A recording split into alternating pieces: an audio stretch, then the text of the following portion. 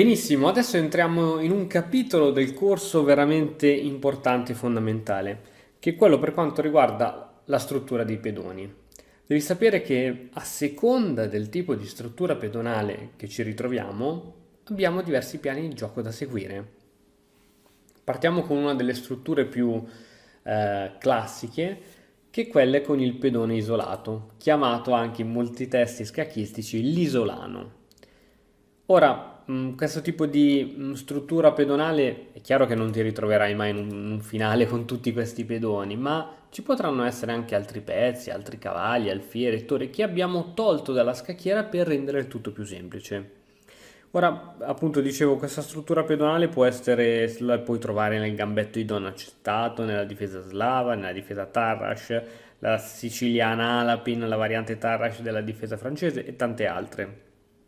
Ora qui devi sapere che il bianco ha delle buone prospettive per quanto riguarda il mediogioco, il nero invece ha delle buone prospettive per quanto riguarda il finale. Dunque, quali sono i piani di gioco del bianco e quali i piani di gioco del nero? Allora, i piani di gioco del bianco sono essenzialmente due quando ti ritrovi ad avere questa struttura pedonale. La prima è quello di creare un attacco sull'ala di re, quindi il tuo cavallo che sarà in F3 lo andrai a piazzare in E5, l'alfiere molto probabilmente andrà in G5, la donna andrà in D3 supportata dall'alfiere Campochiaro in C2. Riesci ad immaginare tutte queste cose? Dopo le andiamo a vedere praticamente, non ti preoccupare. E in alcuni casi bisognerà anche sacrificare qualche pezzo su qualche pedone dell'arrocco.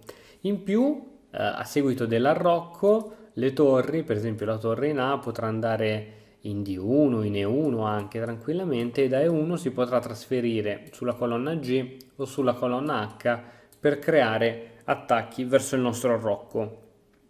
Questo è il primo piano di gioco. Il secondo piano di gioco, ancora più semplice, è quello di cercare di fare la spinta di 4 di 5, cambiare i pedoni centrali e aprire le linee con una travolgente iniziativa. Tieni conto che quasi sempre chi ha il pedone isolato ha anche un vantaggio di sviluppo, quindi nel momento in cui riesci ad aprire le linee sei in vantaggio appunto perché hai un vantaggio di sviluppo. Quali sono i piani di gioco del nero in questa situazione? Allora, il primo piano semplice è quello di cambiare tutti i pezzi ed arrivare in un finale. Ora, se il nero arriva in un finale di questo tipo è in vantaggio, proprio perché il bianco ha il pedone isolato. In particolare, uno dei piani del nero è quello di andare a cambiare l'alfiere buono del bianco, perché questo alfiere bianco è veramente molto forte. Se il nero riesce a cambiarlo, questo può essere un ottimo piano. Secondo piano del nero per quanto riguarda questa struttura di pedoni è quello di riuscire a collocare il proprio cavallo in D5, cioè davanti al pedone, evitando appunto la spinta di rottura di 4D5. Un'altra possibilità, tramite una serie di manovre, è quello anche di andare a mettere l'altro cavallo in D5. Quindi queste sono le possibilità del nero. Inoltre la casa di 5 in un finale può essere ottima per piazzarci una torre, per piazzarci un alfiere, un cavallo e talvolta ci si può mettere anche il proprio re. Ok, abbiamo visto quali sono i piani principali, adesso andiamo a vederli in una partita.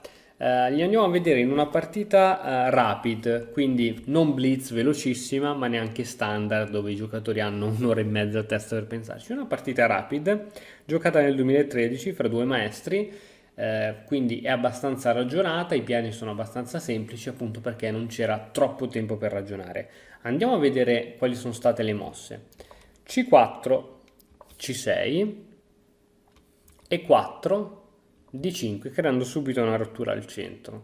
Cambio dei pedoni, cavallo C3, qui è tutta teoria, cambio, cambio, guarda che si è già formato l'isolano, cavallo D5, cavallo F3, E6, alfiere C4, come ti dicevo il giocatore che ha l'isolano ha quasi sempre anche un vantaggio di sviluppo, alfiere C4, cavallo C6, arrocco corto, alfiere in E7, D4, eccolo qui che si fa vedere, arrocco lungo, torre in E1 e ora cavallo in F6. Questa è stata un'imprecisione proprio perché abbiamo detto che il cavallo del nero deve stare in D5 per impedire l'eventuale spinta di rottura.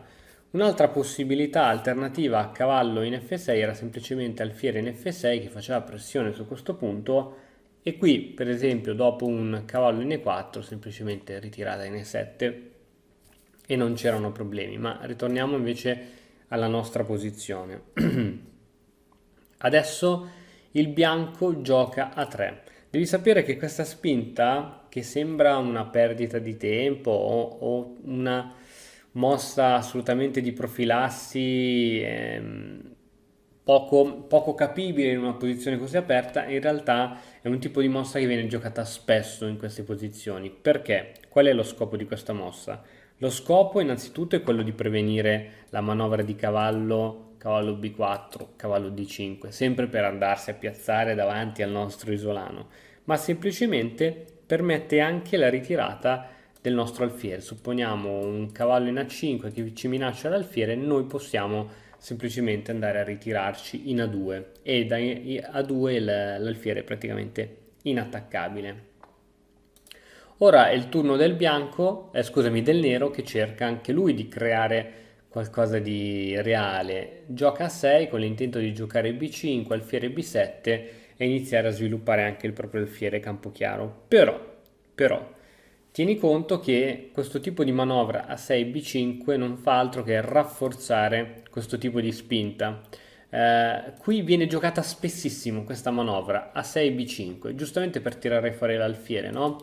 Sappi che questa manovra è sbagliata perché ti permette la spinta di questo pedone. Quindi se ti trovi in una situazione di questo tipo e ti fanno questa manovra a 6 a 5, sappi che devi contrastarla con questa spinta al centro. In generale, questa è una regola che vale un po' per tutte le situazioni. Le spinte sulle ali vengono contrastate con delle spinte al centro.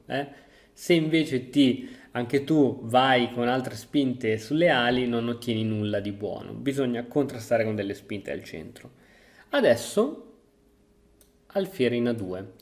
I giocatori forti quasi mai lasciano i propri pezzi sospesi. Cos'è un pezzo sospeso? È un pezzo che in questo momento non è difeso da nessuno.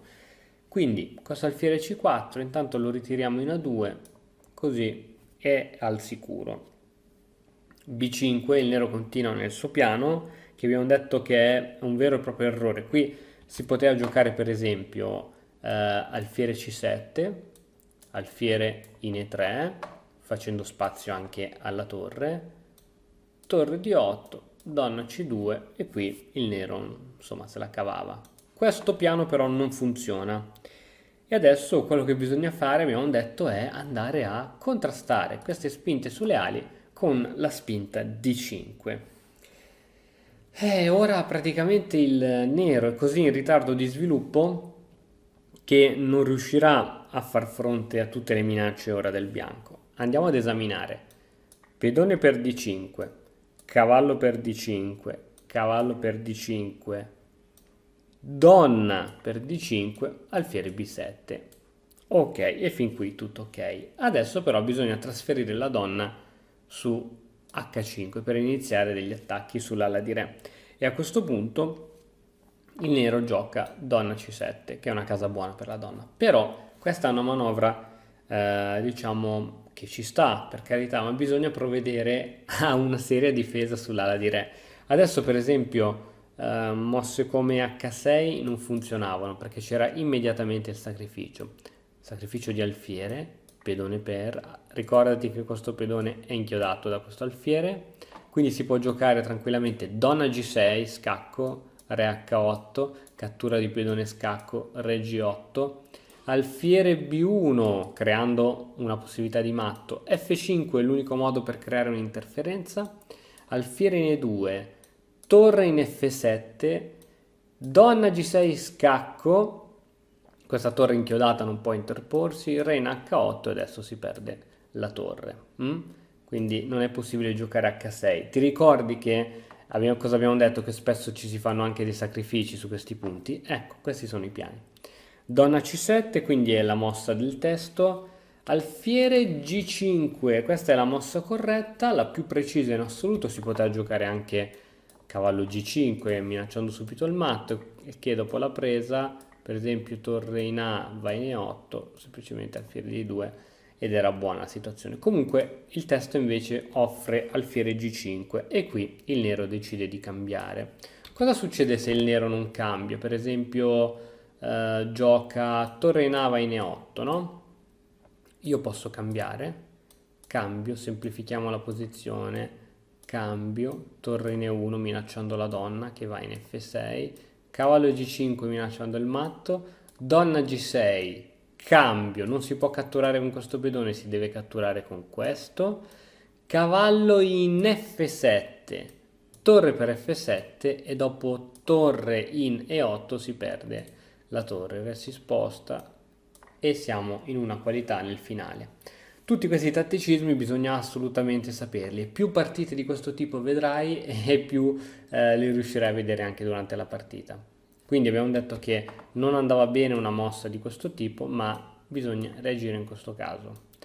Dopo cavallo per G5, come va a continuare la partita? Semplicemente H6, torre in E3, ti ricordi cosa abbiamo detto delle torri? Che possono andare a supportare gli attacchi sull'ala di re.